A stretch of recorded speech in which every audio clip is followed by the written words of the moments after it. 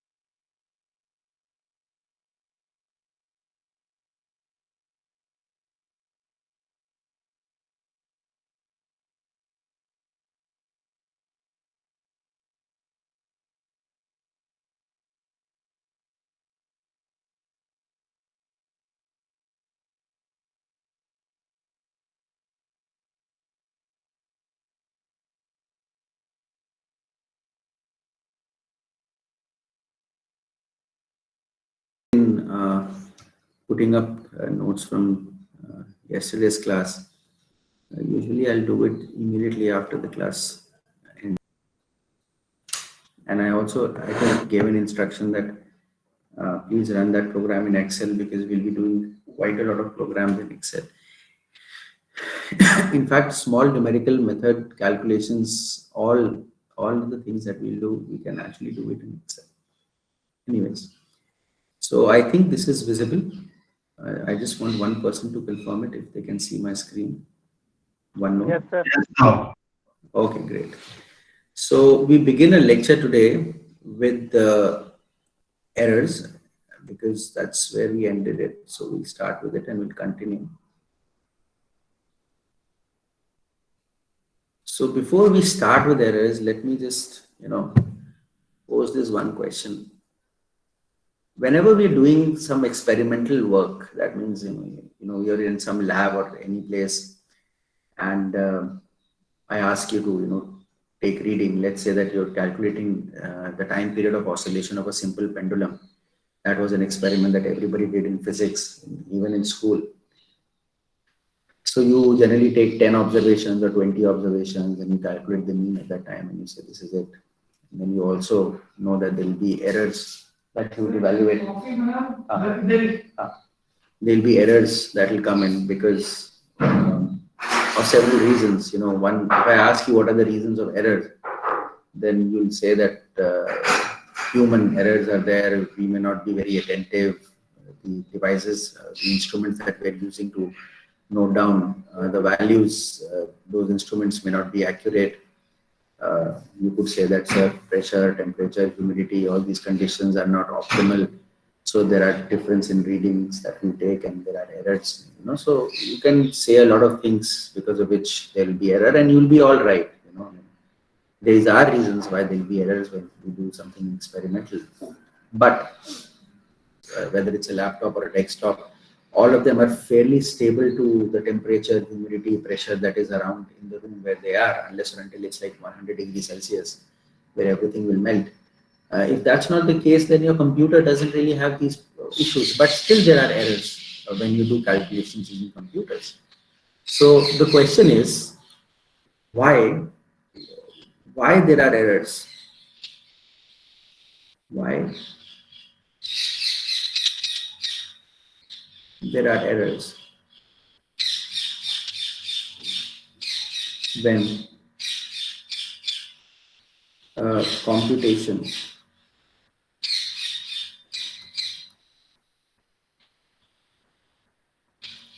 is done.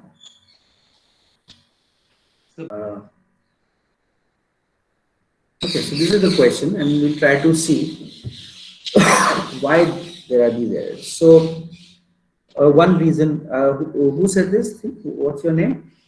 So my name is Swastik. Swastik, okay. Swastik Pala. Yes, sir. So, yeah, okay, thank you. So, yes, of course, computer has a finite memory. As a result of which there will be error. But my question now is that what will happen if a computer has finite memory? Why would an error come just because a computer has finite memory? If a computer has finite memory, we can say that we cannot store beyond a certain value, but why would there be an error if computer has finite memory? That's the next question that I have. Just hold on for a second. Let me just close the door. There's just too much noise coming. Just a minute.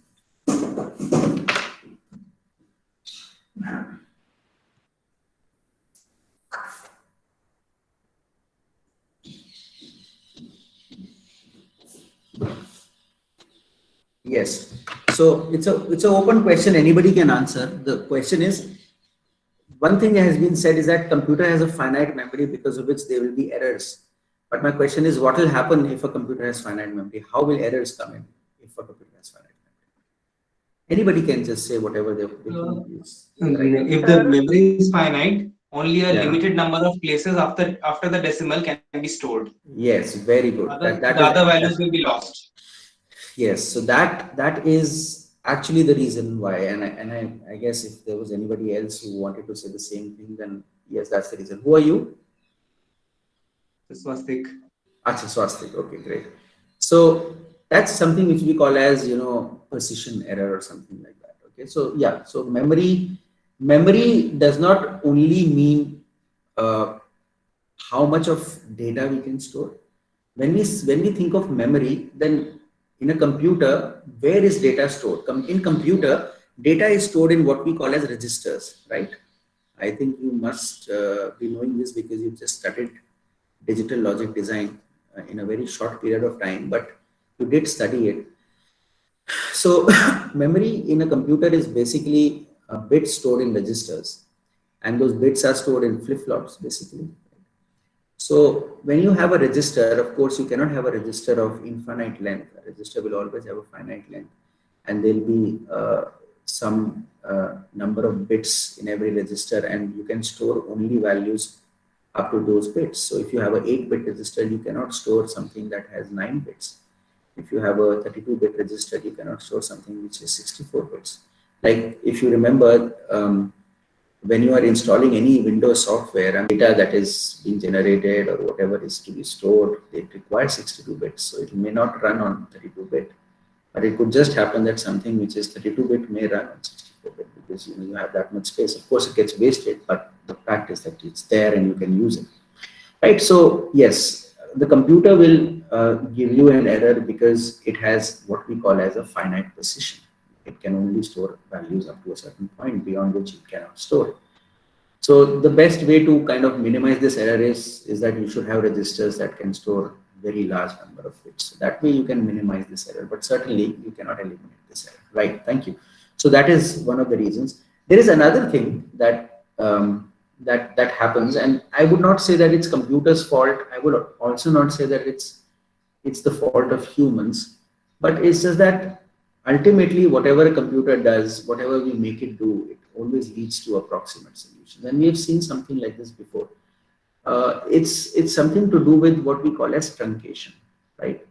So before we actually get into why there are errors when computation is done using computers, I would like to talk a little bit about what is Taylor series. Okay, so we'll come to this question in just a while, but before that, so this basically is why, and then the second question is what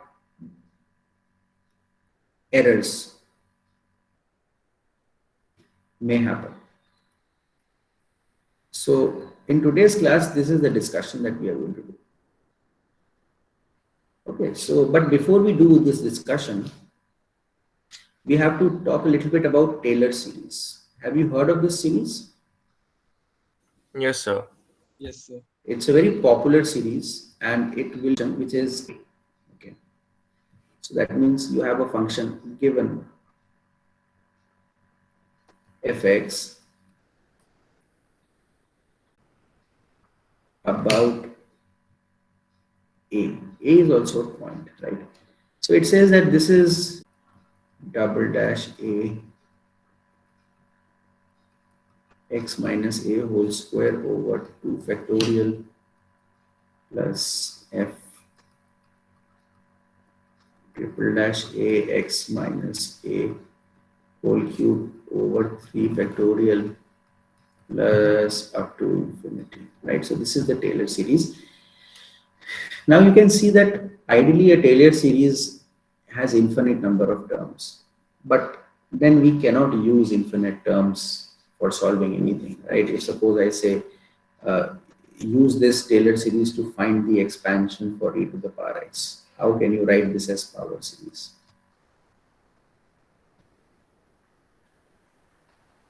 Right, so you will say that let f x plus a be e to the power x, which means that your a is 0 in this case. Okay, because you can only see x, you cannot see a, so a has to be 0 in this case.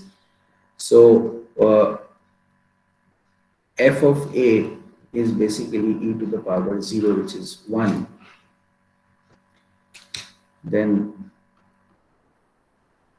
f dash x is e to the power x, which implies that f dash 0 is 1. F dash a is 1, right? Because a is 0.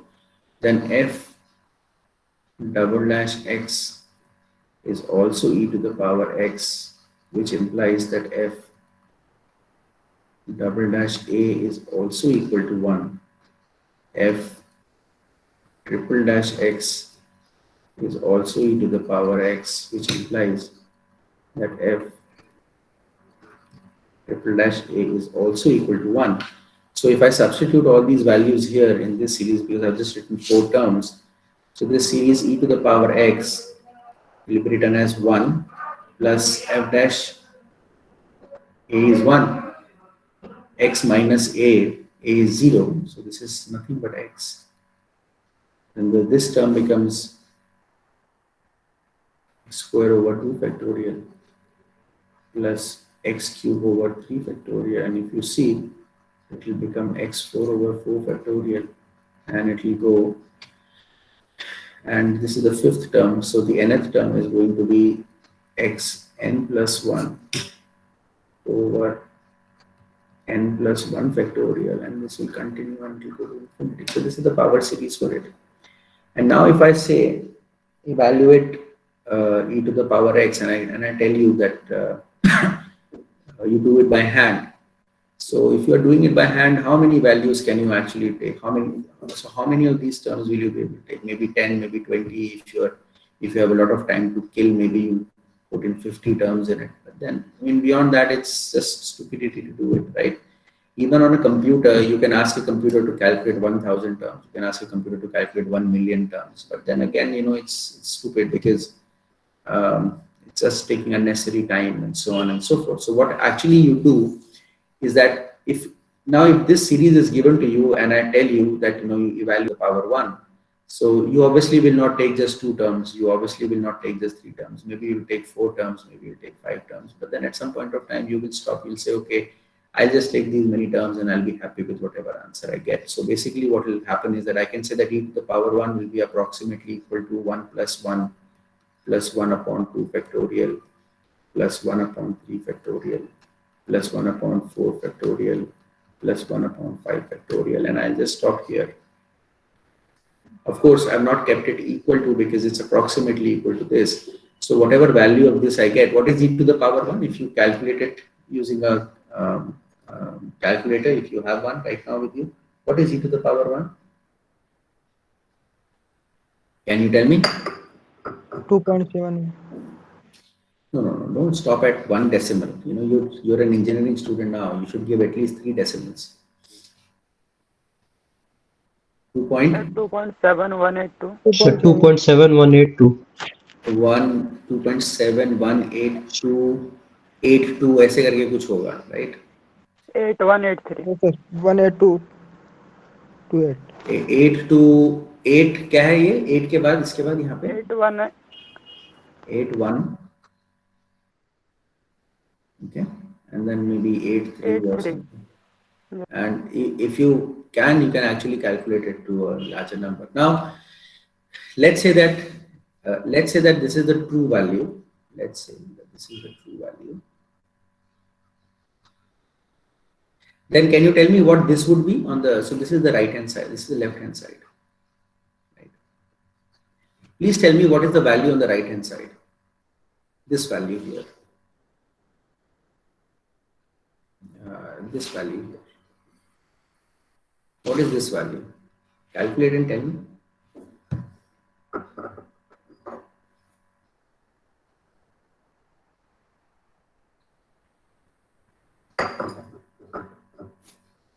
I'm waiting for an answer. Tell me what is this value.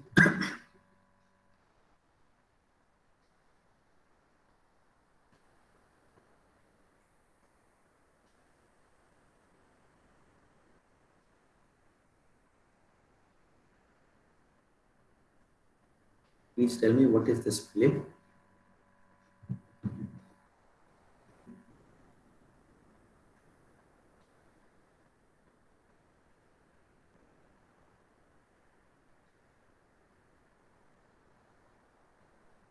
Sir, 2.714 times 6.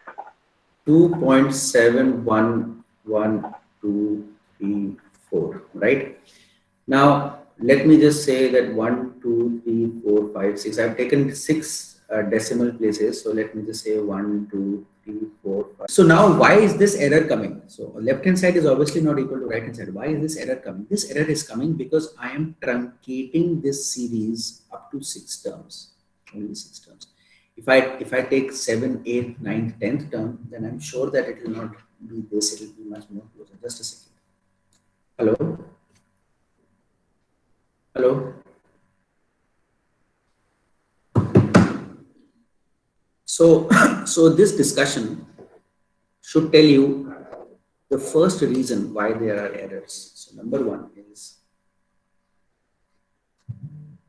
errors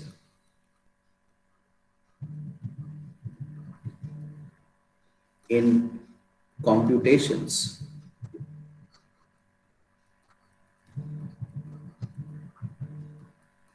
just a second, please. Hello, good morning.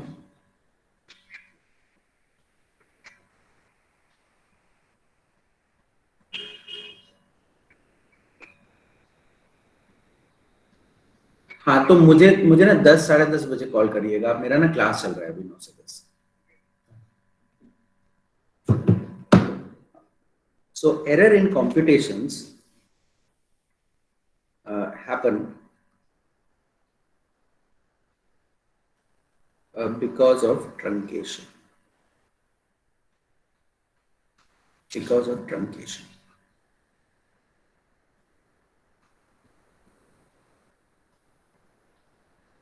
Okay, so you're truncating a series. You're trying to evaluate some quantity which can be represented as a power series sum of infinite terms, but you're only taking finite terms, so you're bound to have some error, right? So so the error is because of truncation, number one. And what are these errors called? These errors are called as truncation errors.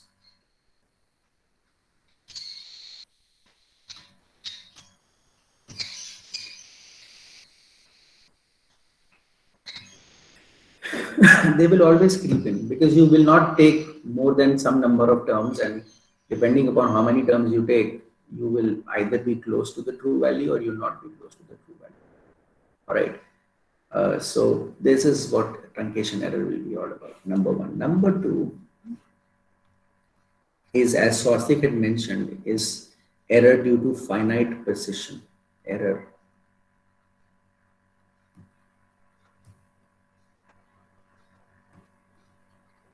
due to a finite precision, or I should write finite number of finite number of errors due to finite number of bits that a computer can store. Okay, and this error is called as round off error.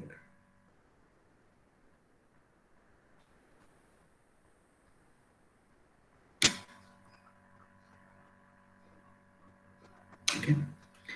Now, So we have kind of understood what truncation error is like, because we took a Taylor series and we expanded it, and we saw that if you take 5 terms and you get an error, if you take 6 terms, the error will decrease. But what do we mean by round off error?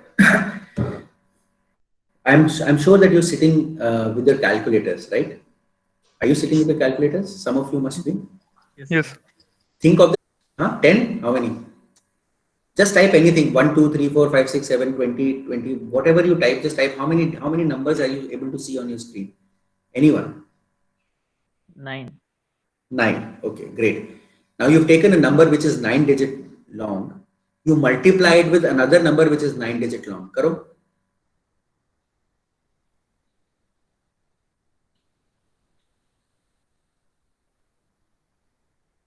What did you get?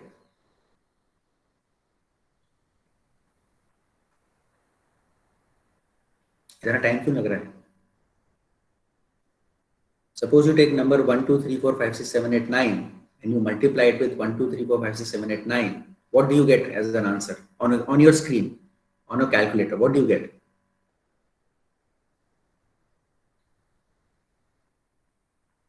इतना time क्यों लग रहा है? So another number that is of 9 digits, You're getting a number of 9 digits. along with an exponent something. You're getting an exponent, right? Why are you getting an exponent? Because the number is much, much, much bigger than 9. So it is kind of compressing it and writing it as an exponent, right? Now, there would also be a limit to which you can store exponents. We'll come to that later. But the idea is, suppose your computer can only store, suppose your calculator can only store a number which is up to a certain number of digits. It can only show those number of digits. It will not show the 10th digit. Suppose I say that there is a number which is 2.1234567897272, and I say represent this on your calculator. So then you will be 56789, and then you'll stop, because 7272 will not come because you can't store it. So what are you going to do? You're just either going to chop it off, you're going to like not include 7272, or you will just round it off, that because it's 7, so 9 will become 10, and then you just transfer 1 ahead. So it's like this. Suppose I have a computer which can store, let's say, suppose this is the format at which your computer can store numbers. Okay, so there is a number here which is to the left of decimal, and then you have 5 digits after the decimal. Okay, let's even call it something like this. Let's say that you have 0.21354. Okay, this is the number that you have, and we are using a computer. It's a hypothetical computer, of course, using a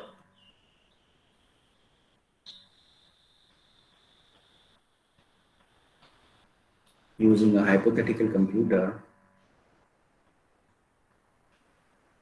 with only 5 bits, 5 places after decimal.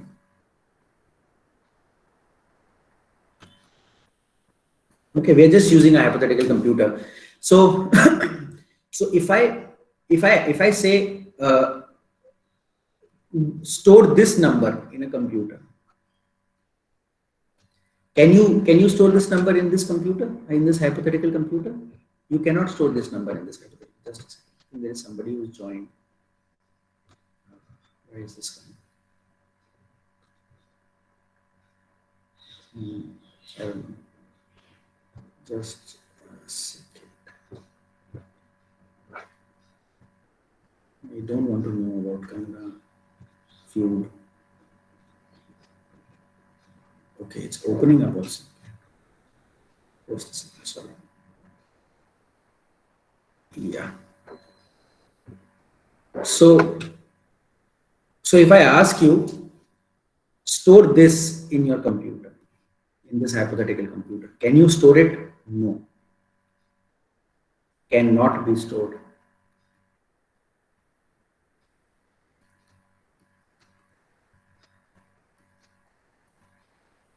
Why can it not be stored? It cannot be stored because your computer has only 1, 2, 3, 4, 5 bits, beyond which it cannot store. So what are you going to do?